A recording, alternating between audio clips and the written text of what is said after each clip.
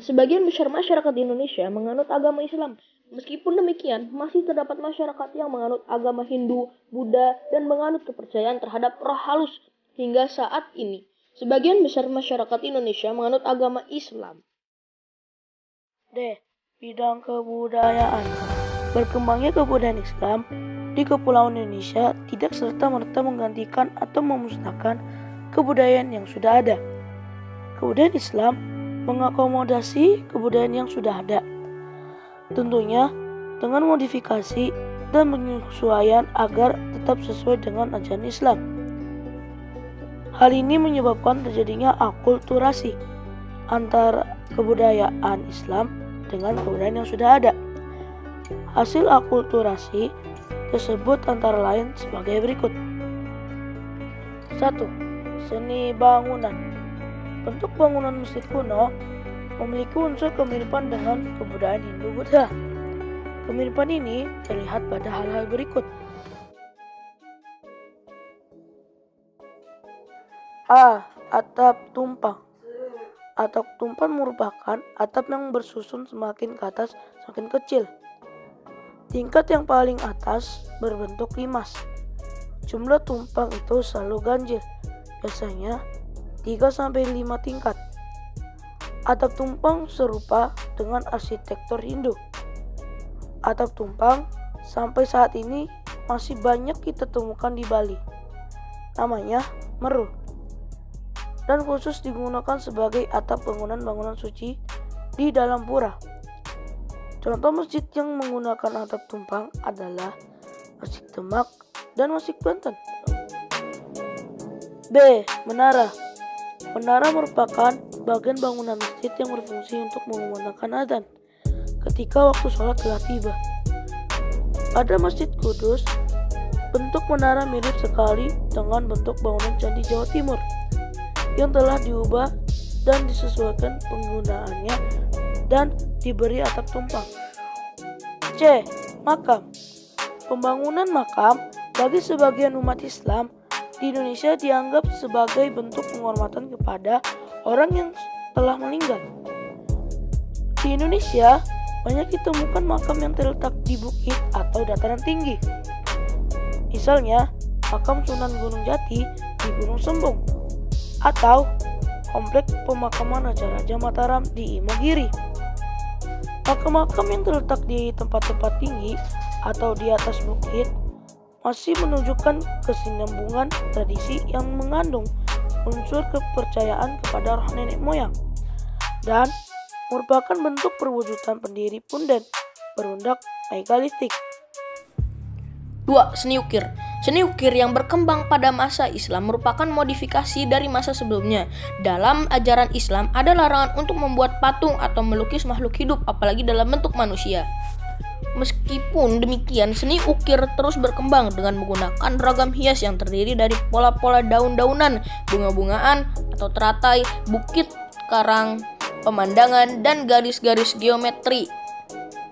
Ragam hias ini kemudian ditambah dengan ragam hias huruf Arab atau kaligrafi yang kerap kali digunakan untuk menyamarkan lukisan makhluk hidup. 4. Kerajaan-kerajaan Islam di Indonesia. Kerajaan-kerajaan Islam dikenal dengan sebutan kesultanan dan rajanya disebut sultan. Kesultanan Islam di Indonesia diperkirakan mulai lahir sejak abad ke-13 Masehi. Berikut ini akan dibahas beberapa kesultanan Islam yang ada di Indonesia. A. Kesultanan Samudra Pasai. Kesultanan Samudra Pasai berdiri antara tahun 1270 sampai 1275 Masehi. Letaknya di sebelah utara Perlak di daerah Laut Sokmawe atau sekarang pantai timur Aceh dan berbatasan langsung dengan Selat Malaka. Sultan yang pernah memerintah Samudra Pasai adalah Laidaina Sultan Malik As-Saleh, Sultan Malik At-Tahir, dan Sultan Mahmud Malik Az-Zahir.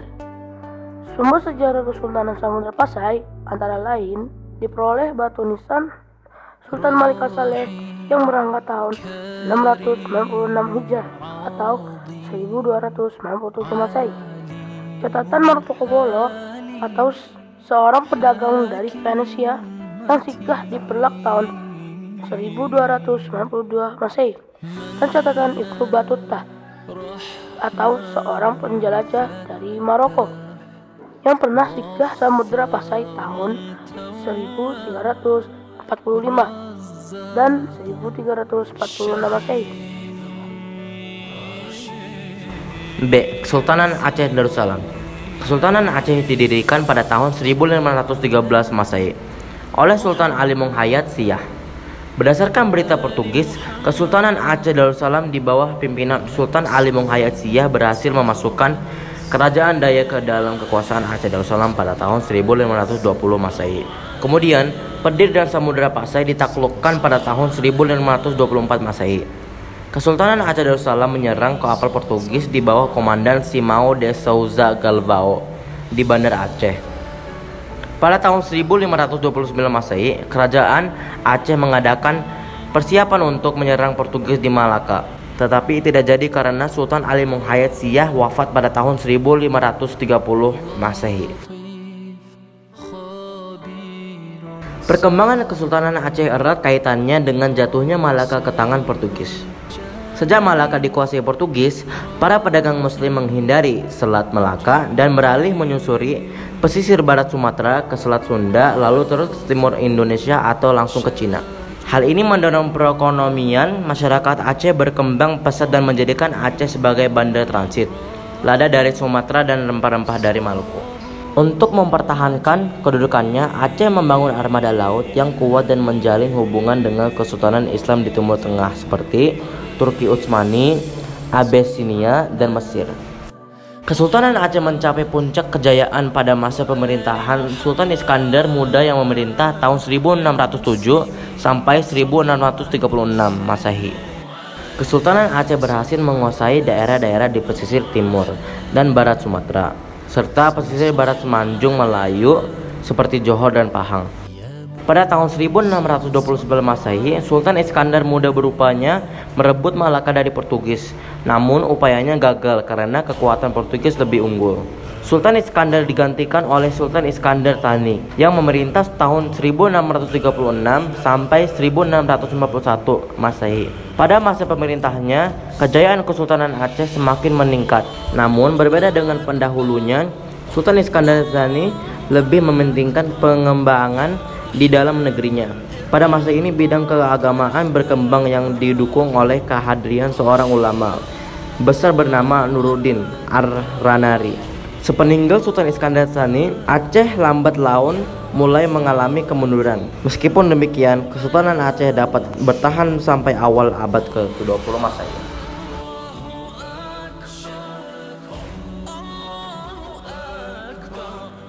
C. Kesultanan Demak. Kesultanan Demak merupakan kesultanan Islam pertama di Pulau Jawa. Kesultanan ini didirikan sekitar abad ke-15 Masehi oleh Raden Patah yang merupakan keturunan Raja Brawijaya V, raja terakhir dari Kerajaan Majapahit. Awalnya Demak merupakan wilayah dari Kerajaan Majapahit. Seiring dengan kemunduran Majapahit, Demak menjadi kawasan mandiri yang kemudian menjadi sebuah kesultanan. Wilayah-wilayah di pantai utara Jawa yang sudah menganut Islam berada di bawah pengaruh Demak. Pengaruh Kesultanan Demak kemudian meluas ke Sukadana atau Kalimantan Selatan, Palembang, dan Jambi. Kehidupan ekonomi masyarakat Demak bersumber pada pertanian, perdagangan, dan pelayaran.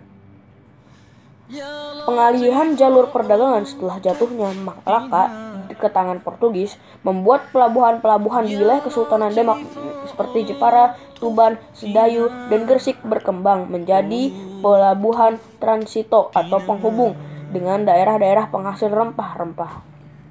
Pada tahun 1512 Masehi dan 1513 Masehi, Demak mengirim pasukan di bawah pimpinan Adapati Yunus untuk membebaskan Malaka dan kekuasaan Portugis dan menguasai perdagangan di Selat Malaka. Namun upaya ini gagal karena kekuatan Portugis lebih unggul. Dalam bidang keagamaan, Kesultanan Demak berperan sebagai pusat penyebaran agama Islam. Di Pulau Jawa, penyebaran Islam didukung oleh para wali yang dikenal dengan Wali Songo. Beberapa anggota Wali Songo berasal dari Demak, yaitu Sunan Kalijaga, Sunan Bonang, Sunan Kudus, dan Sunan Muria. Mereka berperan besar dalam penyebaran Islam di Jawa Tengah dan Jawa Timur. Kesultanan Demak juga berusaha menyebarkan Islam di luar Pulau Jawa, seperti Maluku dan Kalimantan. Penyebaran Islam di Maluku dilakukan oleh Sunan Giri. Adapun di Kalimantan, penyebaran Islam dilakukan oleh seorang penghulu yang bernama Tunggang Pararangan. Setelah Sultan Trenggana wafat, Kesultanan Demak mengalami kemunduran. Salah satu penyebabnya adalah konflik dalam keluarga kesultanan yang memperebutkan tahta Demak. Konflik berakhir setelah Jaka Tingkir atau Adipati Panjang sekaligus menantu Pajang Gono meredam pemberontakan Arya Panangsang yang menginginkan tahta Demak. Jaka Tingkir kemudian memindahkan pusat pemerintahan Demak ke daerah Pajang. Sebelum menjadi sebuah kesultanan, Banten sudah berkembang menjadi kota pelabuhan penting di bawah kekuasaan kerajaan Sunda. Pada tahun 1526, Muhammad Fathahillah dari Kesultanan Demak berhasil merebut Banten dari kerajaan Sunda. Perebutan kekuasaan ini terjadi disebabkan oleh adanya kerjasama politik dan ekonomi antara kerajaan Sunda dan Portugis. Hal ini dianggap membahayakan kedudukan Kesultanan Demak setelah kegagalan Adipati Yunus mengusir Portugis dari Malaka. Fathahillah kemudian mendirikan benteng pertahanan yang bernama Surosawan, yang kelak menjadi pusat pemerintah Kesultanan Banten. Selain membangun benteng pertahanan, Fathahillah juga mengembangkan Banten menjadi pusat perdagangan dan penyebaran agama Islam. Banten kemudian tumbuh menjadi kota perdagangan.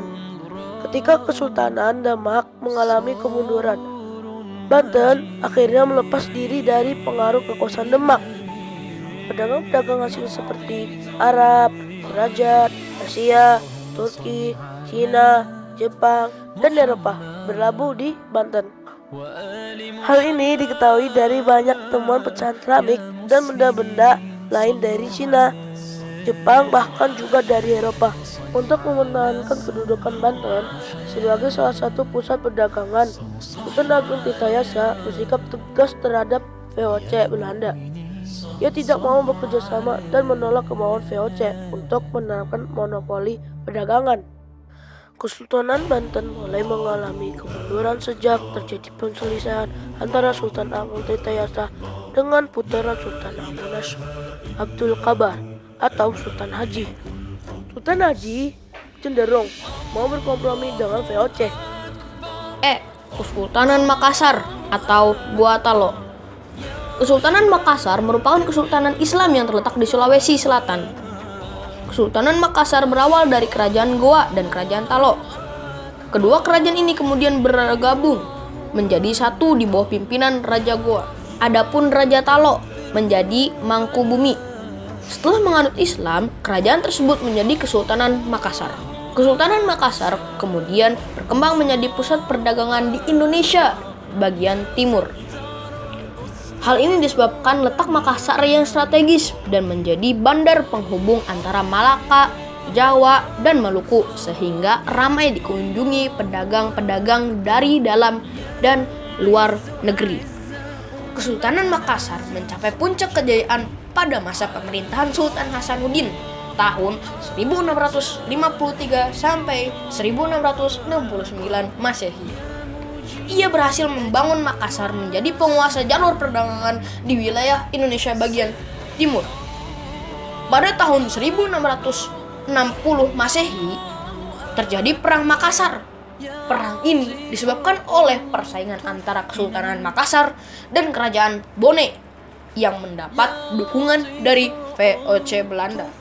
Selain itu, perilaku orang-orang Belanda yang menghalang-halangi pelaut Makassar membeli rempah-rempah dari Maluku dan mencoba ingin memonopoli perdagangan juga terjadi penyebab Perang Makassar.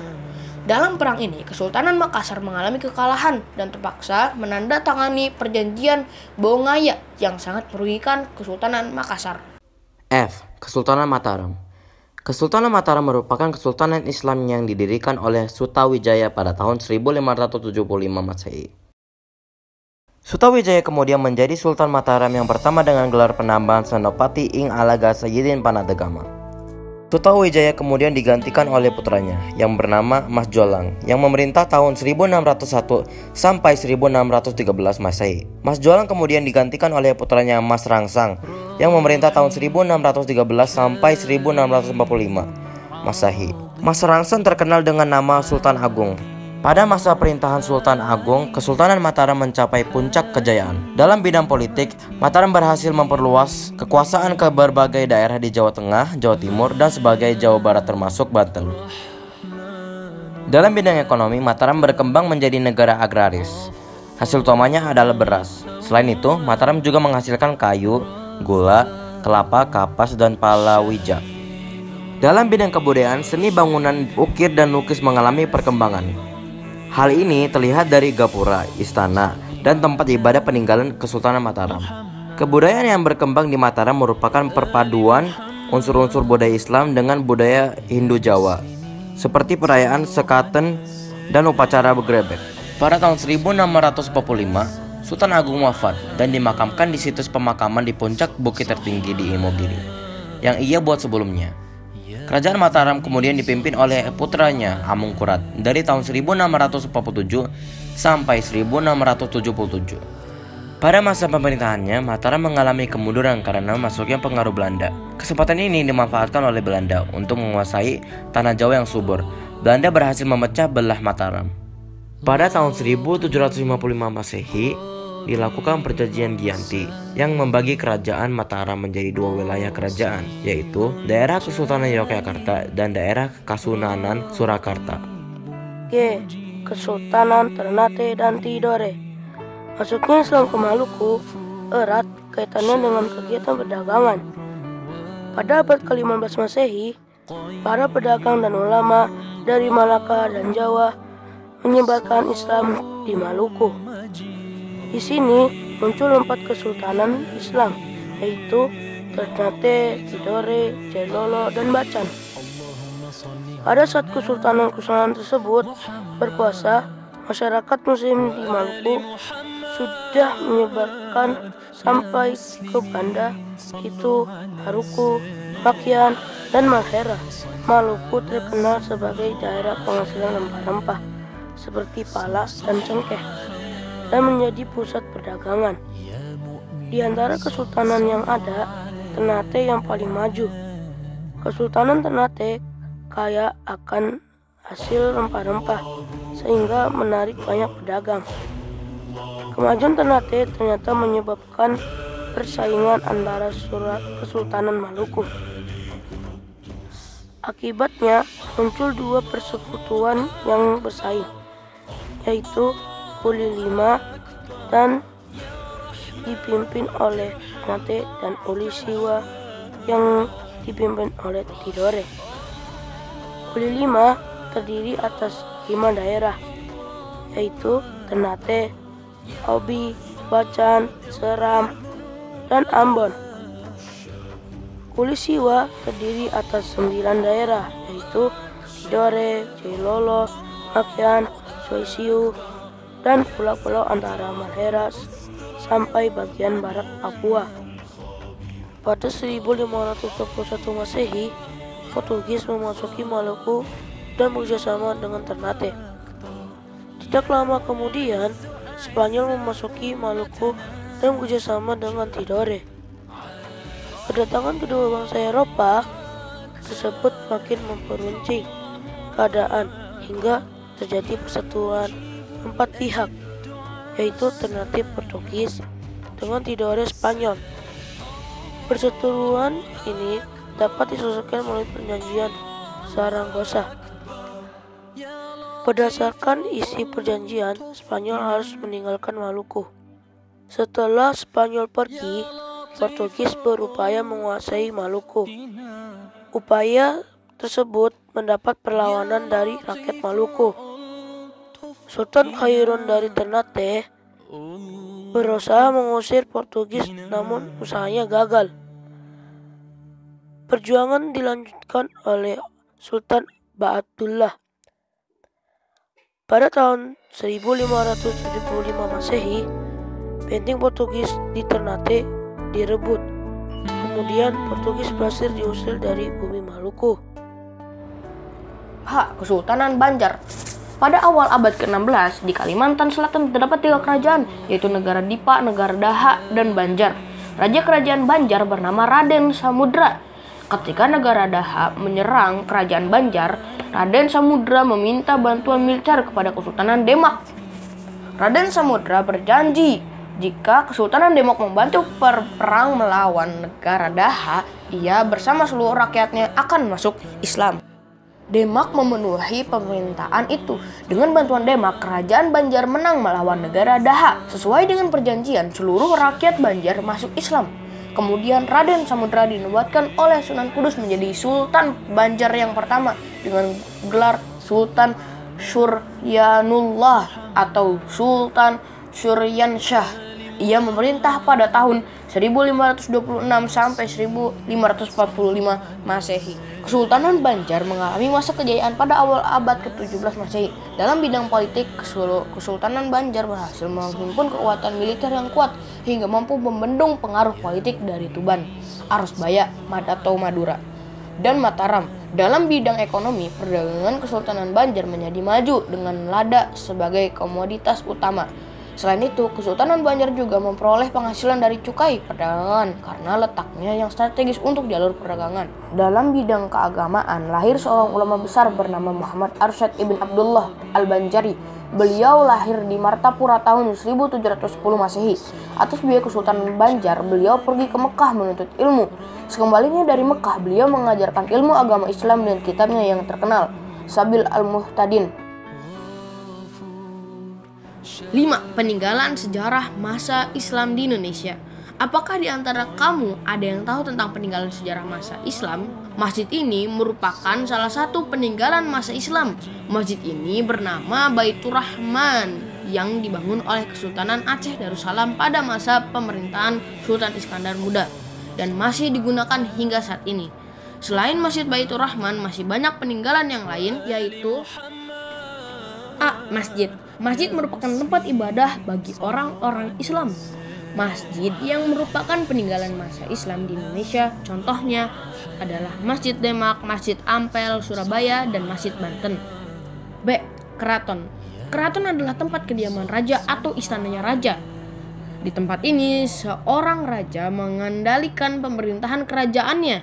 Dengan demikian, keraton berfungsi sebagai pusat pemerintahan dan tempat tinggal raja. C. Makam. Makam kuno peninggalan masa Islam umumnya terdiri atas jirat atau kijing, nisan, dan cungkup.